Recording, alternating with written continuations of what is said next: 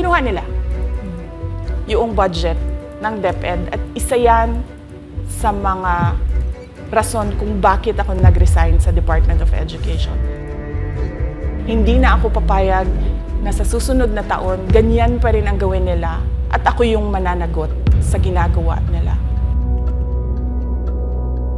Kaya yan yung sinasabi ko, bakit pa tayo mag-question and answer dito para atakihin niyo ako? Ang masusunod lang naman sa budget, 2 tao lang. Diba? Ang susunod nun na halimbawa ko ay yung budget ng Office of the Vice President. Kung makikita nyo, September 2023, merong lumabas na press release ang Makabayan Bloc. Sabi nila, may meeting kami with Congressman Martin Romualdez. Pinag-uusapan namin ang pagtanggal ng confidential funds. September yon. Pagkatapos nun, nagkwento sa akin ng isang congressman. Sabi niya, lumapit daw sa kanya si Congressman Ko at sinabihan siya na tatanggalin namin ang confidential funds ni Inday Sara. Hindi ba siya magagalit?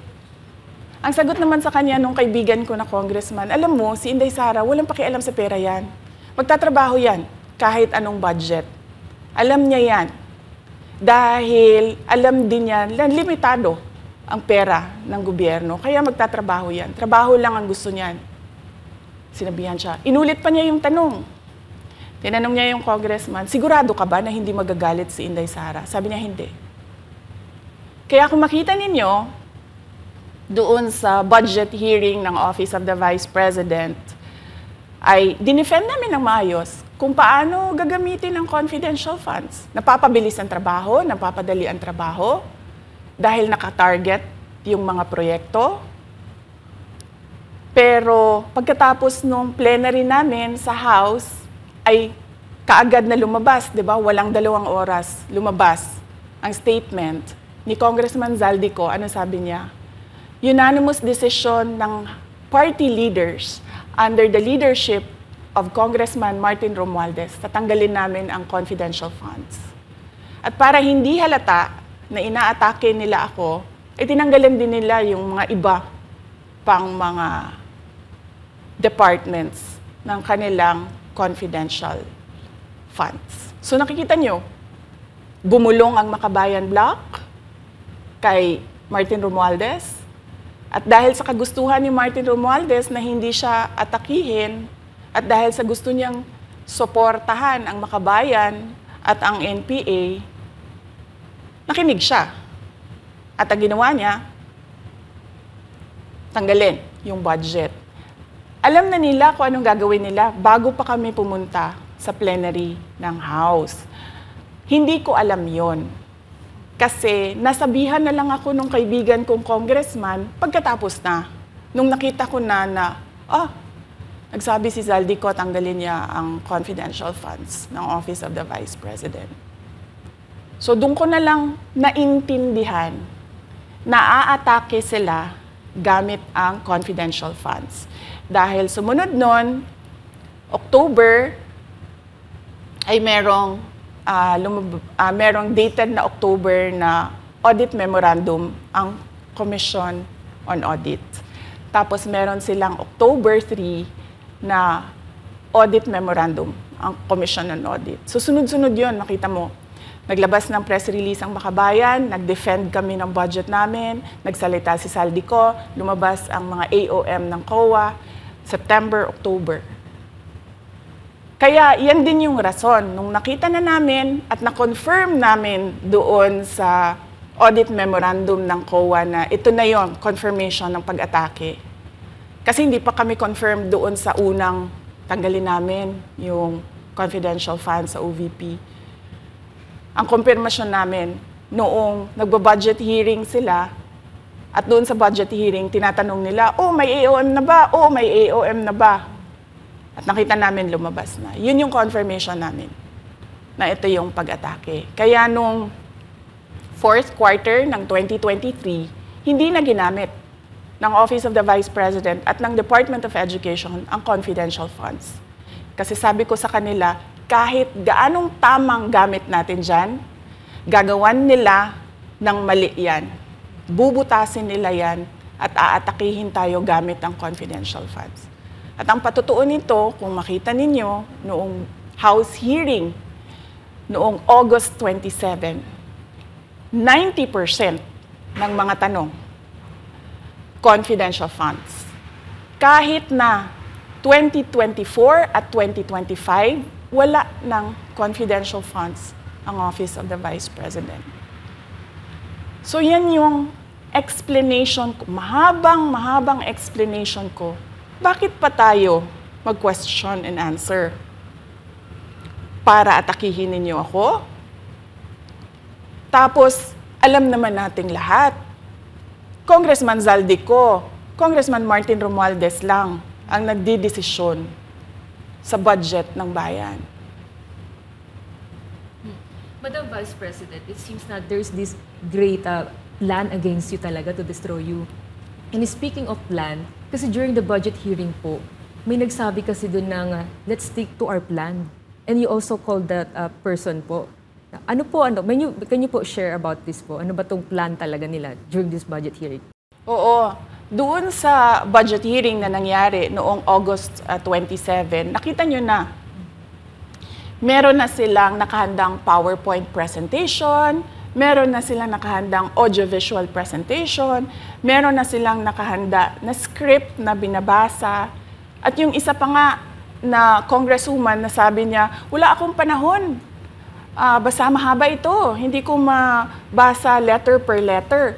Pero kung makita mo, may nakahanda siya na mga sagot sa mga sinabi namin sa Commission on Audit. Legal points na sinabi namin sa Commission on Audit. Bakit napakadelikado ng ginagawa na kinukuha ang mga dokumento ng hindi tapos at hindi final na audit. So kung makita mo, ganun yun, nakahanda sila. Makikita natin na let's stick to our plan at atakihin natin ito siya. Walang kinalaman sa kanyang Office of the Vice President 2025 budget proposal, kundi lahat ay may kinalaman sa confidential funds na matagal nang may kaso, 3 pa nga ang kaso sa Supreme Court, matagal nang pinapa-audit nila, at nagko-cooperate kami doon sa audit. Kaya makikita ninyo kung ulit-ulitin natin yung nangyari noong House budget hearing noong August 27. Meron silang plano na gamitin yon para siraan ako. At hindi lang sila tumitigil dyan.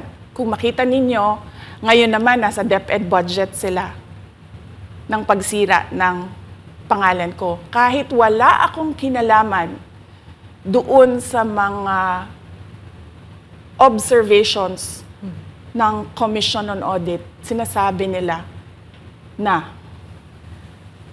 kasalanan ni Inday Sara yan. At going back po dito sa budget hearing, Madam Vice President, kasi mukhang hindi talaga nagustuhan ng mga kongresista ang inyo pong naging sagot, at naglabas nga po sila ng kanilang statement about pa din dito sa confidential fund. And itong si Franz Castro, nagsabi siya dito nga daw ay posibleng ito ay isang impeachable offense. Ano pang reaction niyo dito? Hindi na bago ang usapin ng pag-impeach sa akin. Kung babalik tayo nung nakaraang taon, ay nagsalita na si Franz Castro noong November 2023. Nagsabi na siya, ay pinag-uusapan namin ang impeachment ni Inday Sara. At nagbigay siya ng mga basehan doon sa ifa-file daw nila na impeachment. Kaya tuloy-tuloy lang yan na pinag-uusapan openly diyan sa House of Representatives ang impeachment.